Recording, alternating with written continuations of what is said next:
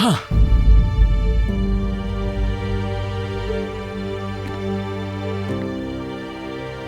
खैर के काम में देर नहीं होनी चाहिए। आखिर दुरुस्त फैसला करना, जितना जल्द हो सके शादी हो जानी चाहिए।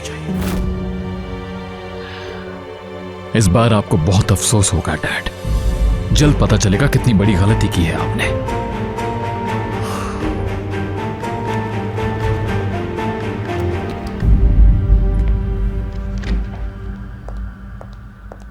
ये क्या बकवास सुनी है मैंने आमिर? जो आपने सुना है सही सुना है, और क्या बताऊं आपको मॉम। तुम देखना तुम्हारे बाबा बहुत पछताएंगे। तुमने क्यों हार मानी? वो बहू नहीं बनेगी। डैड ने जब कह दिया कि ये शादी होगी तो जाहिर है होगी मॉम।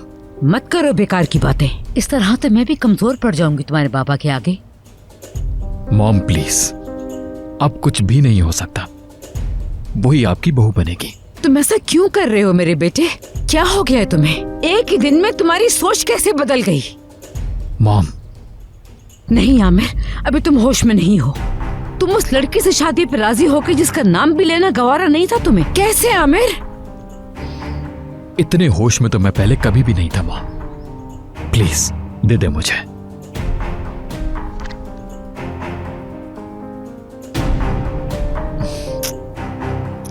मेरी भोली सी मां।